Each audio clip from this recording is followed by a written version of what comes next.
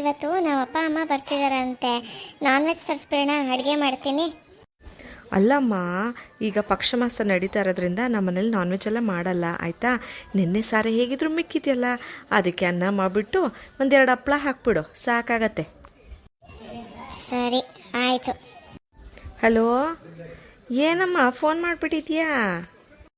ಏನು ನೀವು ಮತ್ತೆ ಅಳಿಯಂದ್ರು ಬರ್ತಾ ಇದ್ದೀರಾ? ಬನ್ನಿ ಬನ್ನಿ, ಒಳ್ಳೆ ನಾನ್ ವೆಜ್ ಮಾಡಿಸ್ತೀನಿ ನಾನು ಸೊಸೆ ಮುದ್ದು ಕೈಲಿ. ನಮ್ಮ ಯಜಮಾನ್ರು ಕಾಲ್ ಮಾಡ್ಬೇಕು ಇವಾಗ. ಹಲೋ, ಏನು ಅಂದರೆ ನಮ್ಮ ಮಗಳು ಬರ್ತಾ ಇದ್ದಾಳಂತೆ, ಜೊತೆಗೆ ಅಳಿಯಂದ್ರು ಬರ್ತಾ ಇದ್ದಾರಂತೆ. ರೇ ಏನು ಅಂದರೆ ಎಲ್ಲಿ ಬರ್ತಾ ಇದ್ದೀರಾ? ಹ್ಞೂ ಹೌದಾ, ಸರಿ ಸರಿ.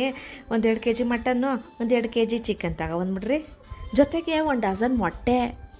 ಯಾಕೆ? ನನ್ನ ಮಗಳು ಮತ್ತು ನಮ್ಮ ಅಳಿಯಂದ್ರು ಬರ್ತಾ ಇದ್ದಾರ್ರಿ ಇವತ್ತು. ಸೊಸೆ ಮುದ್ದು ಬಾಮ್ಮ ಇಲ್ಲಿ ಒಂಚೂರು. ಏನತ್ತೆ ಕರೆದಿದ್ದು? ಏನಿಲ್ಲ ಕಣಮ್ಮ, ನನ್ನ ಮಗಳು ನಮ್ಮ ಅಳಿಯ ಬರ್ತಾ ಇದ್ದಾನಂತೆ. ನೀನು ಒಂಚೂರು ಎಲ್ಲ ನಾನ್ ವೆಜ್ ಮಾಡೋಕ್ಕೆ ರೆಡಿ ಮಾಡ್ಕೊಬಿಡಮ್ಮ. ನಿಮ್ಮ ಮಾವಂಗೆ ಹೇಳಿದ್ದೀನಿ ಚಿಕನು ಮಟನು ಮೊಟ್ಟೆ ತಗೊಬರೋಕ್ಕೆ, ಎಲ್ಲ ರೆಡಿ ಮಾಡ್ಕೊಬಿಡಮ್ಮ. ಅತ್ತೆ, ನಾನೇನು ಮಾವನ್ಗೆ ಹೇಳಬೇಕು, ಒಂದು ಸ್ವಲ್ಪ ಫೋನ್ ಮಾಡಿಕೊಡಿ ಅತ್ತೆ.